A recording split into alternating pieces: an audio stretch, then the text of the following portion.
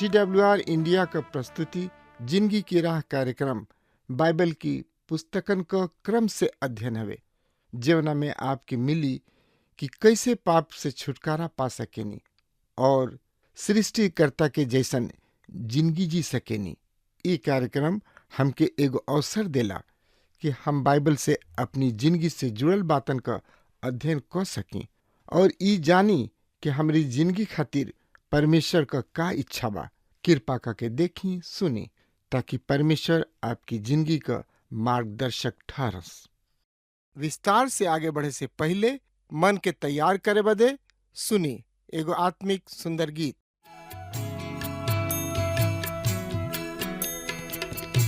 यीशु के शरणवा में शांति मिली है भाई, यीशु के आराधना में मन दा लगाई, यीशु के आराधना में मन दा लगाई, यीशु के आराधना में।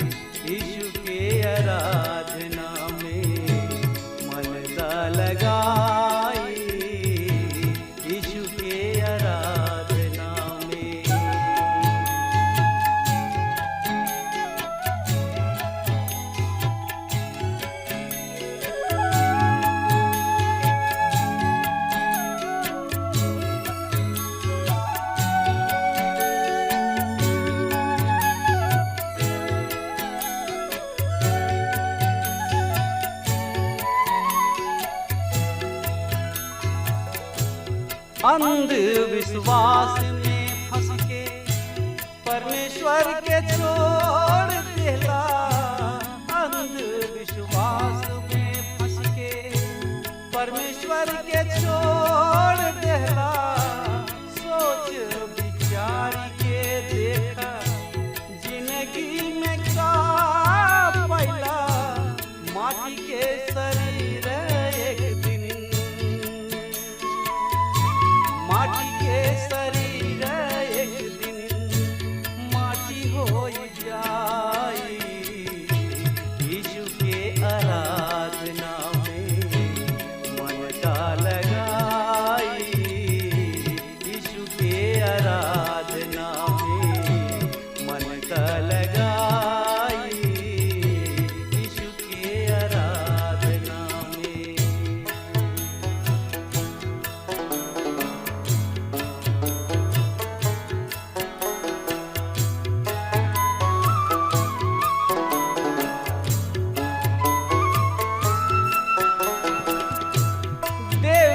परी एक दिन जिंदगी के लेखा, देवे के परी एक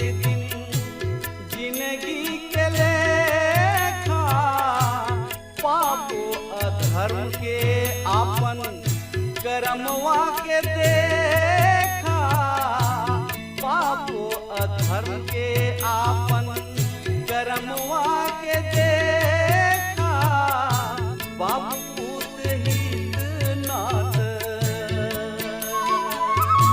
बाप पूत हित नाथ, केहू ना बचाई यीशु के शरणवा में शांति मिली है भाई, यीशु के आराधना में मन का लगाई, यीशु के आराधना में।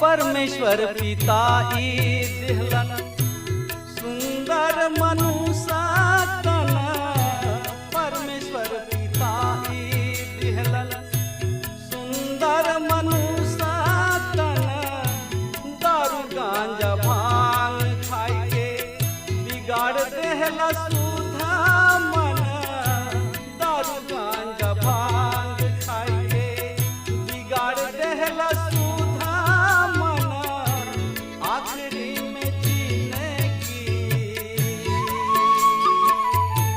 आखिरी में जीने की बेकार हो जाई यीशु के आराधना में।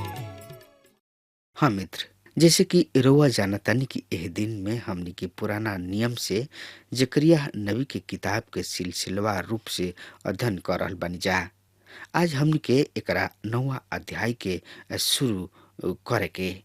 9 अध्याय में हमनी के मुख्य विषय है भविष्यवाणी के बोझ, और आज हमनी के देखे के ऐसन ऐतिहासिक मध्यांतर में आ पहुंचल बानी जबकि बहुत ही महत्वपूर्ण है। एकरा साथ ही तीसरा एवं अंतिम भाग शुरू होता, जौना में हमनी के भविष्यवाणी के देखे के, जौना में हमनी के भविष्यवाणी के बात के पावताइन जा, और ए भाग के हमनी के ए भविष्यवाणी के बोझ कहतानी, और ए अंतिम भाग में हमनी के दूगो भाग में एकरा के बटले बानी। एकरा पहले के हिस्सा में जवन अध्याय 9 से 11 पद बा, एकरा में मसीह के आगमन के संबंध में भविष्यवाणी है, और दूसर का भाग जौन की 12 से 14 पद में बा, एकरा में भी मसीह के दूसरा आगमन के विषय में भविष्यवाणी बा। हमके एह बात के प्रयास करे के कि ई भाग भी 10 गो दर्शन के समान ही दिखाई देता।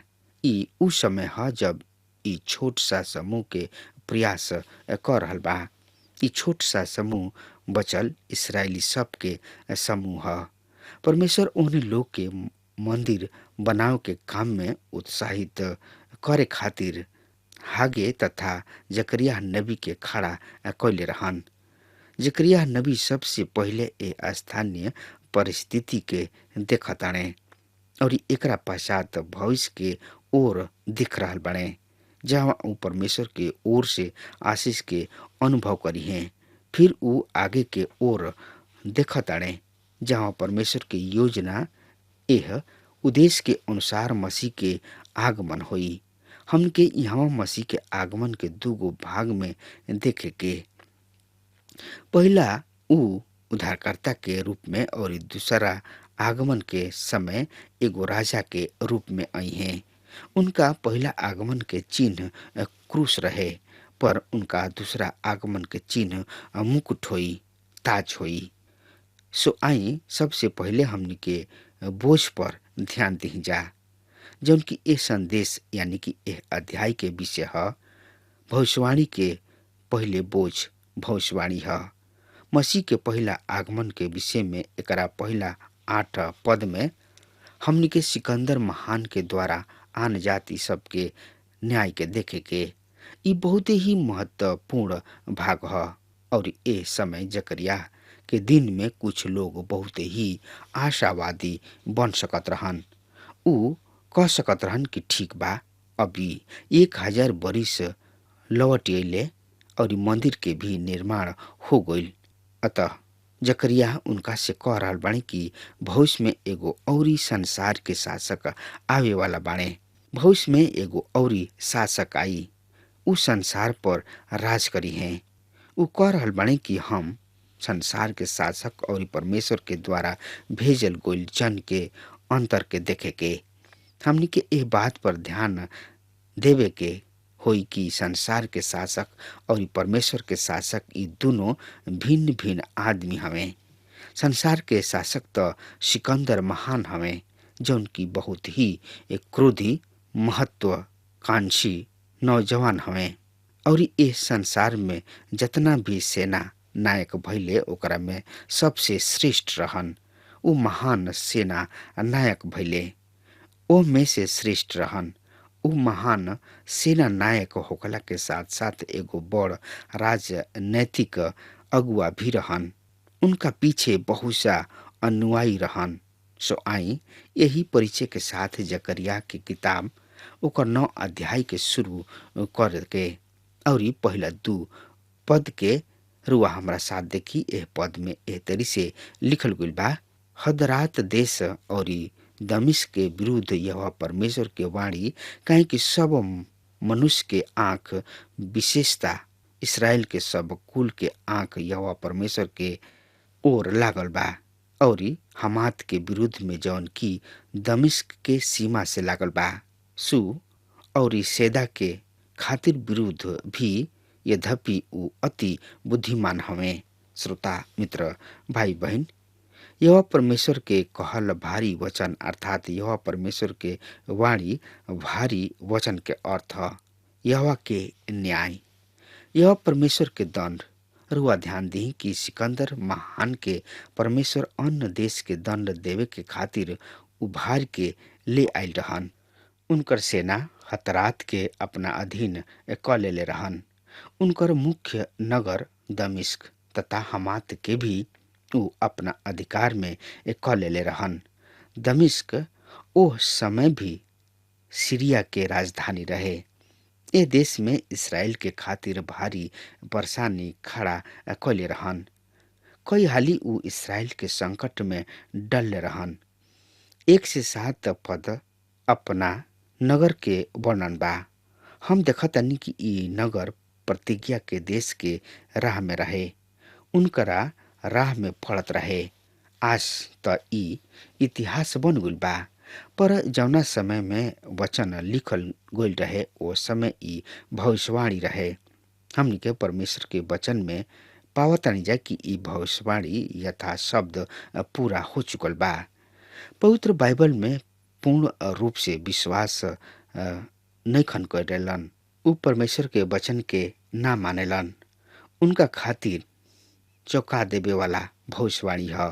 सिकंदर महान यूरोप से निकल के एशिया माइनर तक, जौन की वर्तमान टर्की कहाला, उहवा तक पहुंच गइल बाणे। उ एक के बाद एक नगर के जीतत गइलन। उ बहुते ही निर्दयी व क्रूर आदमी रहन। पर हमनी के अतना ध्यान में रखे के बा कि उनका किने केवल 50,000 सैनिक रहे और ई ओ समय के अनुसार बहुते छोट सा सेना रहे, बहुते कम संख्या रहे। और यही कारण जौना नगर के उ जीतले रहन उनकर नियंत्रण रखे खातिर उ केहू के वहाँ नियुक्त ना कर पावले। या तो उ ए नगर के नाश क दिहले या फिर उन्हें अतना कमजोर क दिहले कि उ उनका पर पीछे से आक्रमण ना कर सके। और जौना नगर के चर्चा हम अबही कैनी हा ओकरा में से कौनो नगर के उ पूर्णतः नष्ट क दिहले। और ई बहुत ही रुचकर और दुखद बात बा कि सिकंदर महान 33 बरिस के अल्प उम्र में, यानी कि छोट उम्र में बहुते मदिरा पान के कारण मर गइलन। उनकर उम्र प्रभु यीशु मसीह के समान ही 33 बरिस के रहे। दानियल के दूसरा अध्याय में जौन की कांसा के पेट तथा जांग के वर्णन बा, इ विश्व के तीसरा शक्ति है। 7वां अध्याय में अर्थात दानियल के 7वां अध्याय में हमनी के यह चीता के रूप में देखतानी जा, तथा 8वां अध्याय में इ बकरा के रूप में दर्शावल गुल बा। इ यूनानी साम्राज्य है और सिंह खुद सिकंदर महान हवे। यहाँ जकरिया हमनी के सिकंदर महान के युद्ध के विषय में बता रहल बाड़े। इतिहास के अर्थ जौन की सिर्फ एकर वर्णन करताड़े और ऊ बतावता कि ऊ यहूदी सब के कुल के वर्णन करत समय सिकंदर द्वारा फलस्तीन पर आक्रमण के भी वर्णन करता। दूसरा पद में हमनी के पढ़तानी जा और हमात के विरुद्ध भी जौन की दमिश्क के सीमा से लागल बा, सूर और सेदा के विरुद्ध भी, यद्यपि ऊ अति बुद्धिमान हवे। मित्र, सूर अपना खातिर एगो गढ़ बनौले और धूरी के तिनका के ऐसन ऊ चांदी और सड़क के कीचड़ के समान ओह में चोखा सोना के इकट्ठा कइले। इ बहुते धन्यवान और बुद्धिमान लोग हवे। पर परमेश्वर इनकरा विषय में का कहताने, आई देखल जाओ। सूर तो अपना खातिर किला बनौले तथा धूली के समान चांदी और गली कुची के कीच के समान सोना के ढेर बनौले बने। देख, प्रभु उनका से ई सब छीन ली हैं और उनकर धन के समुद्र में फेंक दी हैं तथा ऊ नगरी आगी में भस्म क दिहल जाई। प्रिय श्रोता मित्र भाई बहन, यहाँ हमनी के सूर के विषय में परमेश्वर के वचन में पढ़तानी जा।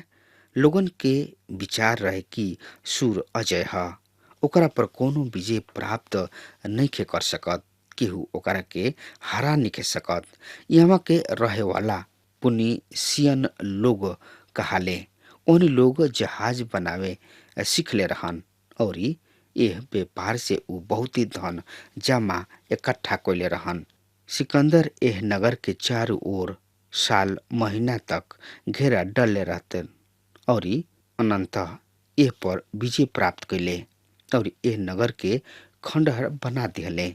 आज भी हमनी के एह खंडहर के देख सकतन जा। एकरा से मालूम होता कि ई भविष्यवाणी यथा शब्द पूरा भगुल बा। सूर के जीतला के बाद ऊ फलस्तीन के ओर बढ़ले। आगे देखी 5वां पद के, अस्कलोन ई देख के भयभीत हुई हैं, काजा भी अधिक पीड़ा से छटपटाई हैं, एक्रोन भी अधिक, काहे कि उनकर आशा टूट गइल बा और काजा में से राजा के नाश हो जाई तथा अस्कलोन वीरान हो जाई। मित्र, ए क्षेत्र में पुराना डेगोन मंदिर है और आज ई इसराइल में बा।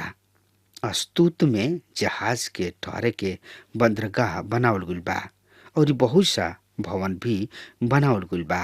अस्तोत अस्कलोन से दूर एगो तटीय क्षेत्र है। आज वर्तमान में ई बहुत ही समृद्ध नगर है, पर अस्कलोन के साथ ऐसे नहीं खे। अस्कलोन ऐसन समृद्ध नगर ना है। मूल अस्कलोन समुद्र के किनारे रहे। आज ये बहुत ही सुगर पार्क के रूप में दिखाई देता, पर एकरा में लोग ना बसलन। एकर अर्थ भइल कि ई वचन पूरा भइल। सिकंदर महान एह नगर के नाश क देले रहन, फलस्तीन के सत्ता के समाप्त क देले रहन। और तब हम 6वां पद में पढ़तानी, अस्तोत में निजात निवास करी हैं और हम फलस्तीन के घमंड के चूर क देव। श्रोता मित्र भाई बहन, यहाँ हमनी के बतावल गइल बा कि अस्तोत में अनजान लोग बसी हैं। यहाँ ई नइखे लिखल कि अस्तोत वीरान रही, उहाँ कोनो ना बसी, पर ई कहल गइल बा कि अनजान लोग बसी हैं, विजातीय लोग बसी हैं। और आज अस्तोत बसल त बा, पर अनजान लोग के द्वारा हम फिलिस्तीन के नाश करब और ओकरा गर्व के तुरब। श्रोता मित्र भाई बहन, सिकंदर फिलिस्तीन के नष्ट क दिहले। उ राष्ट्र के रूप में पनप ना सकले। और तब 7वां पद में पढ़तनी जा, हम उनका भूख से खून के दाग मिटा देब तथा उनकर घिनौना वस्तु के उनका दांत के बीच से निकाल देब। तब उ भी हमरा परमेश्वर के खातिर बचल लोग ठहरी हैं तथा यहूदा के एगो घराना के समान हो जाई। और एक्रोन के लोग यदुसिया सबके समान हुई हैं। मित्र, यहाँ पर हमनी के पढ़तनी जा कि हम ओहनी लोग के मुंह में से आहेत के खून और घिनौना वस्तु निकाल देब। हम ओहनी लोग के मुख से खून के दाग मिटा देब। ई परमेश्वर के वचन ह, ई परमेश्वर के प्रतिज्ञा ह। मित्र, ई घिनौना भोजन एवं प्रतिमा पूजा के ओर संकेत करता जौन की फिलिस्तीन में ओ समय होत रहे। परमेश्वर फिलिस्तीन से प्रतिमा पूजा के दूर करी हैं, पर जब मसीह आई हैं तब उ उनका ओर फिरी हैं और उ कहिए कि उ हमार परमेश्वर हवे। जकरिया कहलन फिलिस्तीन परमेश्वर के लोग बन जइहे और इसराइल के आशीष के प्राप्त करी हैं। उनकर आशीष सब में सहभागी हुई हैं। सिकंदर जौन की उनका सामने अइले ओकरा के उ पूर्त नाश क दिहले, ओकरा के बर्बाद क दिहले। यदि उनका के कोनो नगर के सामने कुछ महीना घेरा डाले के पड़ल, ओइसे उ ओ सूर के सामने डलले। ए बात से उनका कुछ अंतर नहीं के पड़े के, काहे कि उ अपना पीछे मजबूत नगर ना छोड़े चाहत रहन। उ प्रत्येक ओह नगर के नाश क देले रहन जौना पर उ चढ़ाई करत रहन, ताकि उ नगर ओकरा के पीछे से हानि ना पहुंचावे। अब उ यरूशलेम के ओर आ रहल बाड़े। रउआ देखी श्रोता मित्र भाई बहन, एगो अद्भुत सा बात हो रहल बा। अब हम ओ सेना के कारण जौन की पास से होके जाई और फिर लौट आई अपना भवन के पास छावनी कैले रहब और केहू सताए वाला फिर उनका कीने से होके ना जाई, काहे कि हम ई बात अब भी देखतानी। 8 पद में जकरिया ई वचन हमनी के सामने पेश करताणे, हम अपना भवन के आस पास छावनी कैले रहब। परमेश्वर कहताणे कि हमनी के अपना भवन के चारों ओर ओह सेना के कारण छावनी कैले रहब जौन की उहवा से होके आवेले और जाले। श्रोता मित्र भाई बहन, हम विश्वास करतानी कि उ जौन की छोट मंदिर बनावत रहन, परमेश्वर कहतानी कि हम एकर सिकंदर महान से रक्षा करब। परमेश्वर कहले और जकरिया ए बात के लिख लिहले ताकि उ परमेश्वर के वचन पर विश्वास कर सके कि ई जरूर ही पूरा होई। परमेश्वर अपना वचन के पूरा करी है। रुआ ध्यान दी, ई वचन यथा शब्द पूरा होई। आई हमनी के इतिहास के जवन जोसिफस के लेख प्रमाण के देखी। ओकरा अनुसार महायाजक के दर्शन मिलल और ओह दर्शन में उनका सिकंदर से मिले खातिर कहल गुल बा। अतः उ सिकंदर महान के आवे के प्रतिज्ञा करत रहले। याजक सिकंदर महान के आवे के प्रतिज्ञा कर रहल बाने और जब उ देखले कि उ शहर से अधिक दूर नइखन त उ अपना साथ याजक सबके एवं प्रजा के लेके उनका से भेंट कैले। ई लोग अन्य देश के लोगन से एकदम भिन्न रहे।